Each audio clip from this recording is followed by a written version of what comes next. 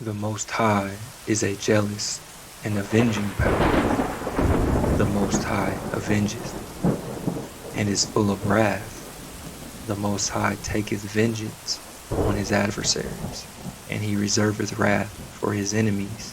The Most High is long-suffering and great in power, and will by no means clear the guilty. The Most High in the whirlwind and in the storm is his way, and the clouds are the dust of his feet. He rebuketh the sea, and maketh it dry, and drieth up all the rivers. Bashan languisheth, and Carmel, and the flower of Lebanon languisheth. The mountains quake at him, and the hills melt, and the earth is upheaved at his presence, yea, the world, and all that dwell therein. Who can stand before his indignation, and who can abide in the fierceness of his anger? His fury is poured out like fire, and the rocks are broken asunder before him. The Most High is good, a stronghold in the day of trouble, and he knoweth them that take refuge in him. But with an overrunning flood, he will make a full end of the place thereof, and darkness shall pursue his enemies. What do ye devise against the Most High? He will make a full end. Trouble shall not rise up the second time. For though they be like tangled thorns, and be drunken according to their drink, they shall be devoured at stubble, fully dry. Out of thee came he forth, that deviseth evil against the Most High, that counseleth wickedness. Thus say the Most High, though they be in full strength and likewise many, even so shall they be cut down, and he shall pass away. And though I have afflicted thee, I will afflict thee no more. And now will I break his yoke from off thee, and will burst thy bonds in asunder. And the Most High hath given commandment concerning thee, that no more of thy name be sung. Out of the house of thy power will I cut off the graven image and the molten image. I will make thy grave, for thou art become worthless.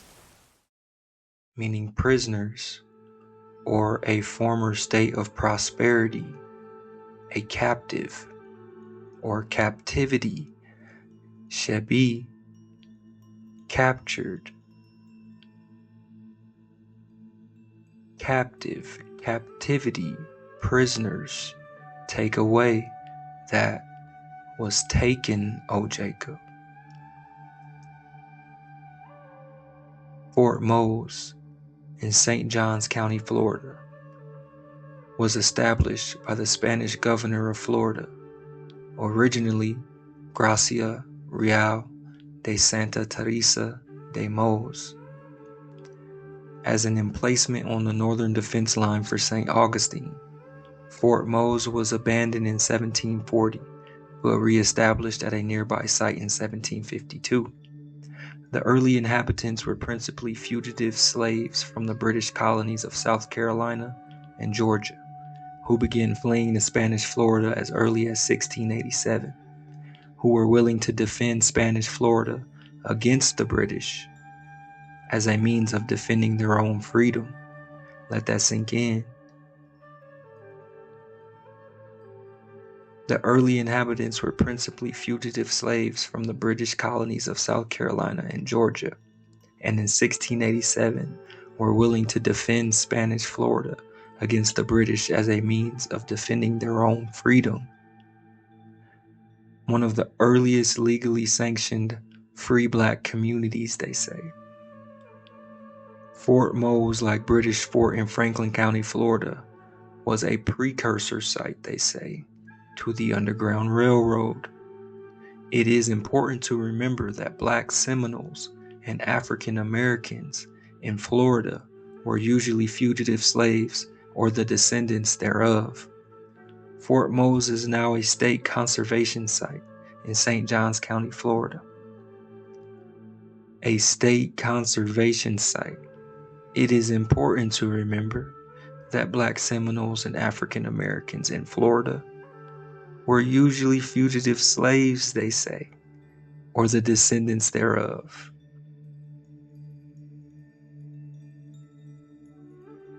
El Pueblo de Gracia Real de Santa Teresa de Mos, Fort Mose, St. Augustine, Florida. Spanish forts active during the occupation of Fort Mose from 1738 to 1763, they say. But in 1688, Negro slaves from the English colonies had found refuge in Spanish St. Augustine. On March 15, 1738, Governor Manuel de Montiano freed them in the name of the king and later formed a village for them named Gracia Real. Here the freedmen would cultivate the ground and learn the Catholic religion, they say. For their protection, a moated earthwork was erected called Fort Mose. We're just staying in check, searching for the Melchizedek, an earthened star fort. We're talking British Fort, Franklin County, Florida. African Americans living in Florida to assist the British against the United States in the last phase of the War of 1812. We're talking Tecumseh stomps down every house in Tuckabatchee Town. It's going down in Prophet's Town. These recruits and British soldiers constructed an extensive octagonal earthwork fort called British Post. An extensive octagonal earthwork, we're talking mounds, earthwork, saying that these recruits built this octagonal earthwork 15 miles from the mouth of the Apalachicola River on Prospect Bluff in modern-day Franklin County, Florida. In 1815, the Seminoles and African Americans, they say, remained at the fort, soon known as Negro Fort, became both a settlement and a source of protection. We're talking Fort Gadsden here. The Seminole Indians to ally themselves with England against the United States in the War of 1812. They teamed up with Tecumseh and them. Are you following me here? We're talking real life, real deal Nagaville. Let's go, man. The First Seminole War. We're talking star forts, earthworks, essentially mounds created in the shape of a star. Its location in Spanish Florida did not deter Major General Andrew Jackson from ordering its elimination as a threat to American commerce. Abraham was a fugitive slave who lived with the Seminoles. From the Library of Congress, the Indians called him Soanafi Tustanuki, a title indicating membership in the highest of the three ranks of war leaders. We're talking copper-colored cons found here in America. In August 1619, slave escapes were recorded as early as the 1640s. Freedom seekers from the Carolinas and later Georgia tended to flee south instead of north in hopes of finding freedom in Spanish Florida. Runaways from Virginia tended to flee north or west to the often friendly Native American societies, they say. So you see how they're trying to put it together, mix you up. In most regions, flight to the swamps, the mountains, or simply the backcountry. Again, how are you navigating the swamps or the mountains or the backcountry of a place you don't know? Connect the dots, oh Jacob. As a result, by the 1700s, fugitive slave notices became a standard feature in early American newspapers.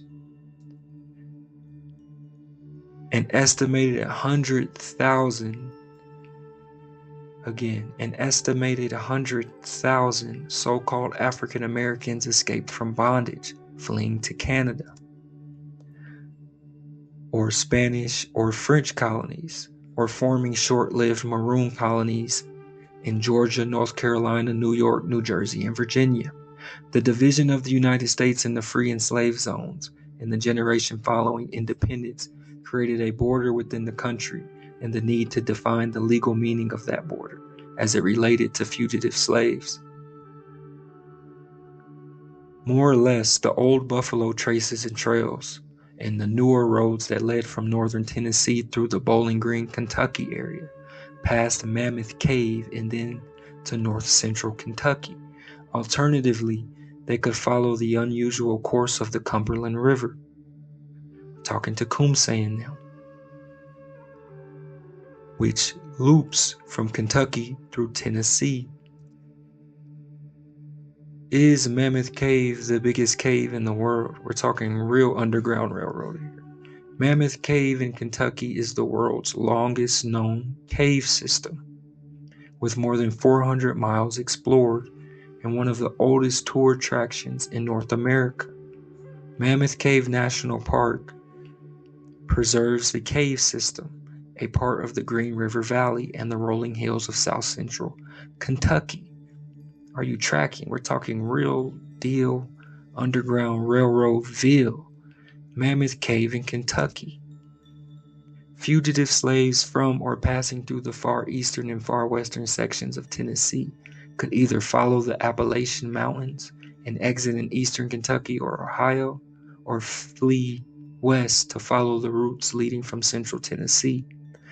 In the west, escape by the Tennessee or Cumberland rivers into western Kentucky was an attractive prospect. Many escaped by steamboat on the Mississippi River. Again, how are you navigating this if you don't know where you're at? You have no connection to the land. How are you navigating this? Let me know. Leave a note in the comments. Escaping slave territory meant crossing a border within the United States. Consequently, the slave side border states, Missouri, Kentucky, Virginia, and Maryland, and the free side border states, Iowa, Illinois, Indiana, Ohio, and Pennsylvania, became a battleground in a decades-long, quiet insurrection. End quote, quiet insurrection. Even after the emergence and expansion of the Cotton Kingdom shifted millions of enslaved so-called African Americans to the Gulf states, large numbers remained in Maryland, Virginia, and the Carolinas. Fugitive slaves from these states who chose not to risk escape through the mountains. The border counties of Maryland, Frederick, Carroll, Washington, Hartford, and Baltimore were sources of disproportionately high numbers of fugitive slaves, they say, and as escape corridors for fugitives from Virginia and points farther south, with roughly 25,000 free people of color. By the 1850s, Baltimore was a key junction at which fugitives could receive active or passive assistance, as was Washington, D.C. Let that sink in. What's really going on here, man? Leave a note in the comments. Fugitive slaves escaped into the states of the Old Northwest more than any other region. We're talking the Old Northwest Territory, the Tecumseh and them. Black Seminoles War of 1812. Tecumseh stomps down every house in Tuckabashie Town. It's going down in Prophet's Town. How to reach the Kentucky borderland, how to cross the Ohio River, and how to find sanctuary in the North or Canada. We're talking Old Northwest Territory. More than any other region, so-called fugitive slaves, if you're familiar with the Midwest, flock to these major cities. And if you know anything about the Midwest, most of these cities are predominantly black or have a history of large black populations. We're talking, it's going down in Prophet's Town. James Beckwourth and Jacob Dodson and many enslaved so-called African Americans passed through the territories that will become Wyoming, Colorado, Montana, New Mexico, and Arizona. We're talking Jim Beckwourth. Again, another so-called adopted war chief, a fur trapper and mountain man. To the great majority of footloose slaves, the region above the Ohio River had one irresistible attraction Mexico lacked: a substantial black population, like themselves in language and outlook. End quote. The region above the Ohio River had one irresistible attraction: a substantial black population, like themselves in language and outlook.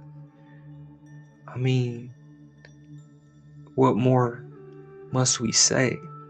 By 1850, an estimated 20,000 runaways had settled in Canada, and double, perhaps triple, that would cross the border in the decade before the Civil War. By the 1800s, most white Americans had come to expect flights from slavery as inevitable, and hence predictable acts, realizing that some enslaved so-called African Americans behaved more like captives than slaves. We're talking Shebi. Captives acted more like captives than slaves. Such resistance could not be prevented entirely. Captive, from Webster's 1828, a prisoner taken by force or stratagem in war. We're talking prisoners of war, O Jacob. A native of America, American, originally applied to the aboriginals or copper-colored races found here. A captive or a slave. Anciently, captives were enslaved by their conquerors. Captive, we're talking a prisoner taken by force or stratagem in war. We're talking prisoners of war, O Jacob. A native of America, originally applied to the aboriginals or copper-colored races found here.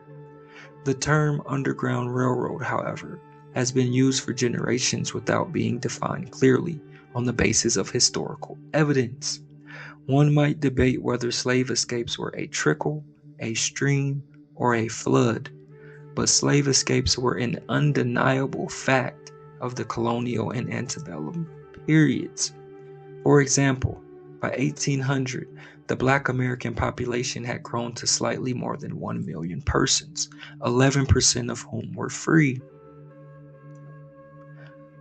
However, by 1830, the black population stood at more than 2.3 million, 14% of whom were free. Although an increasing number of African Americans were legally free, their status in American society was ambiguous at best, they say. Why is that, OJ? We're talking copper-colored races found here in America. Stratagem of war. We're talking prisoners of war. Fugitive slaves have few reasons to trust their respective fates to whites. On the other hand, fugitive slaves and free people of color were bound by race and often family relationships. We're just staying in check, searching for the Melchizedek. And much as freedom seekers often sought help from free African Americans, most free African Americans felt obligated to provide it. Again, just let it marinate, let it sink in, and visualize what we're reading here. Thus, the Underground Railroad ran principally through free black communities.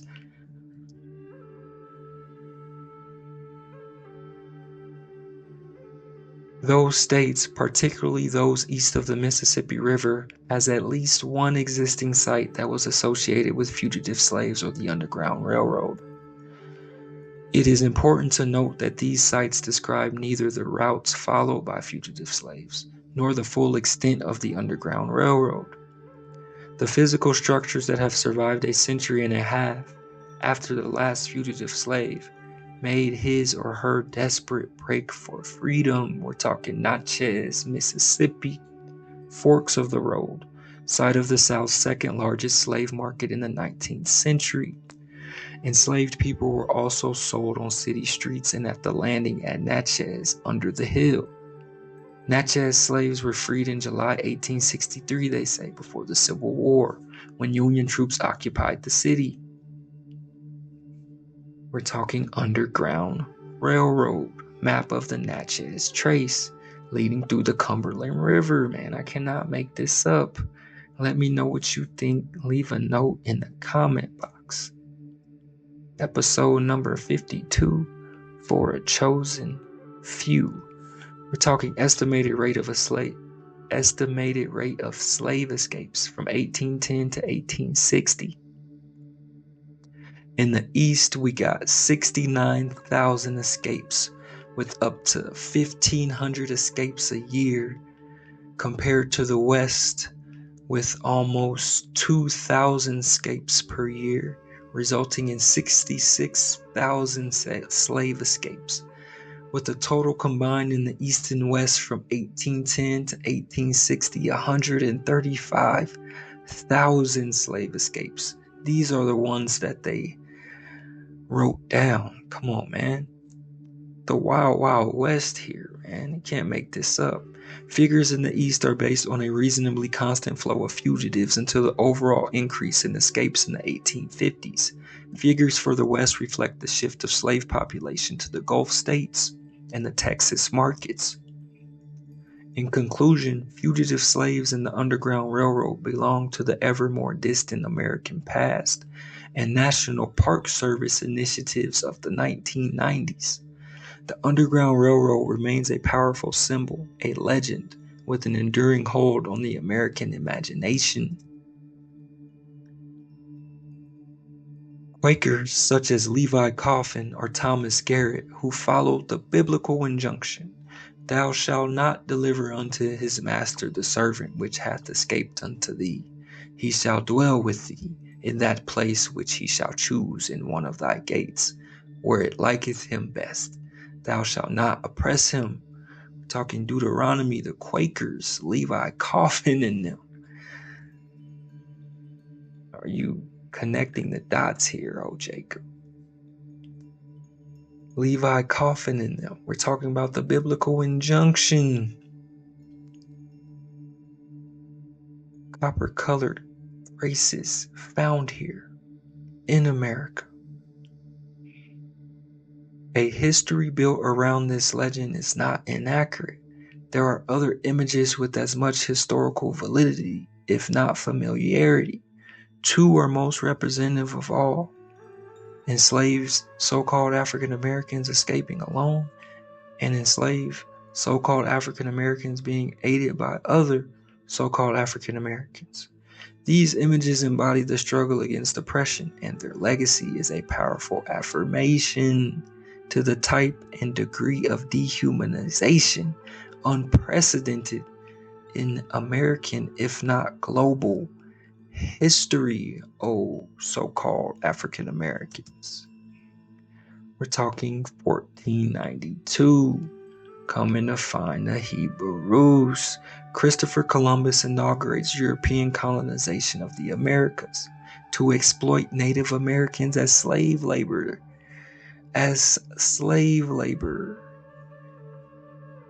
African servants, explorers, and slaves later accompany the first Spanish and French expeditions. So they say. We're talking Estevanico. And the Pope divides the world into separate spheres. We're talking 1493. The world gets divided after they find you. By Spain and Portugal, North America and most of South America are assigned to Spain. The easternmost section of South America, which will become the Portuguese colony of Brazil. Portugal is assigned Africa and Asia. This agreement is ratified by the Treaty of Tordesillas in 1494. In 1501, it's just rolling along here, King Ferdinand of Spain authorizes the transportation of Ladinos. We're talking Ladinos. Latinos, persons of African ancestry, enslaved in Spain. Come on, man. We're talking Sephardic Jews of Spanish and Portuguese origin, which is a dialect of Spanish also written in the Hebrew alphabet. Come on, man. We're talking about them Christianized blacks born in Spanish in Portugal that they don't tell you about. The Latinos, which is a dialect of Spanish also written in the Hebrew alphabet. 1520, the Native American population is dying rapidly, they say. So they say, and they need to replace the lost Native American source of labor.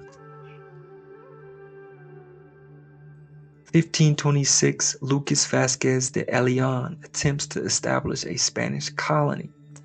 The Africans revolt and flee to neighboring Native Americans. Again, the crisscross.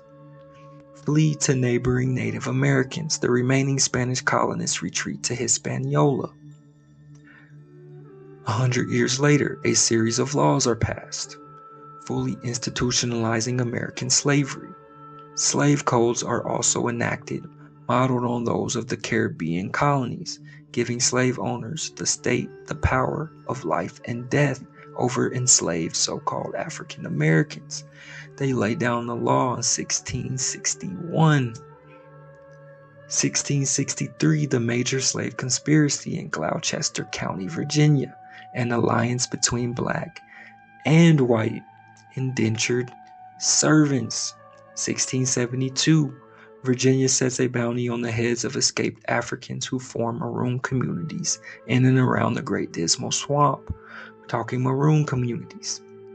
1672, we're just talking about you, oh Jacob. You see how they try to make the maroon communities? I mean, come on, man. We're talking copper-colored cots found here in America. How are you navigating this land with no background on how to survive? Come on, man. Can't make this up. We're talking maroon communities in South Carolina. 1754. Quaker John Woolman publishes Some Considerations on the Keeping of Negroes, an anti-slavery tract, they say. 1754 to 1763, French and Indian War. Numerous fugitive slaves flee to the Native Americans. Again, the crisscross. Numerous fugitive slaves flee to the Native Americans. 1775, a year before the Revolution begins. Abolition Society to protect fugitive slaves and free blacks unlawfully held in bondage. Benjamin Franklin becomes its president in 1787. We're talking Mr. Blueface Hunter, Benjamin Franklin. 1787, the Northwest Ordinance prohibits slavery in the Northwest Territory. We're talking Tecumseh and them. It's not going down in Prophetstown. Ohio, Indiana, Illinois, Michigan, and Wisconsin. United States Treaty with the Creek Nation, 1790. Remember, Tuckabashie Creeks. Tecumseh stomps down every house in Tuckabashie Town. We're talking about the War of 1812. 1790, United States Treaty with the Creek Nation provides for the return of fugitive slaves. First census, 757,208 so-called African Americans. 19.3% of the U.S. population, 59,557 are nominally free. Come on.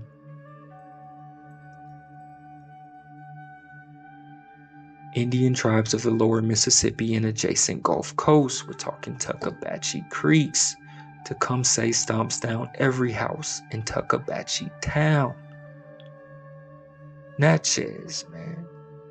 Choctaw, Chickasaw.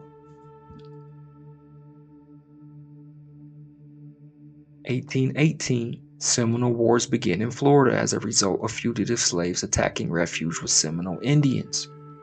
As a response to the Fugitive Slave Act, abolitionists used the Underground Railroad to assist slaves to escape into Ohio and Canada.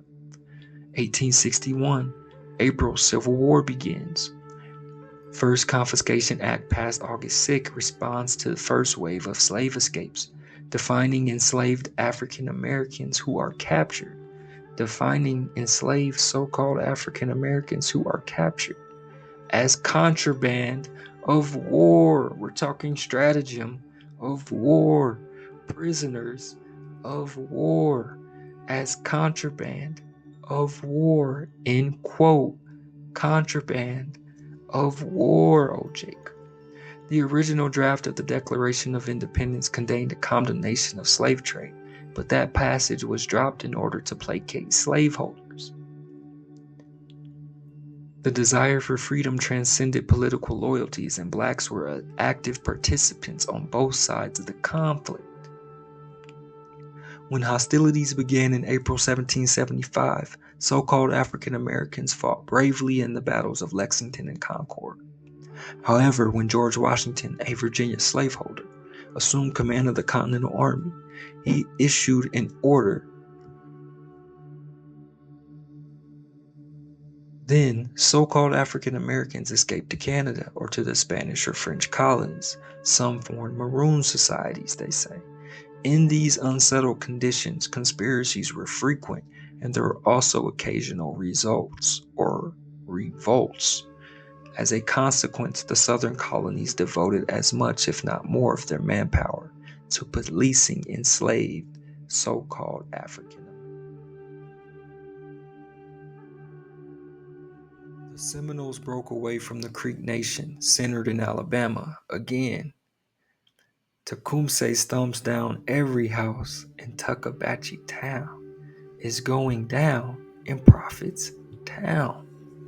As enslaved so-called African Americans poured into the Carolinas, Florida became an attractive destination for fugitive slaves.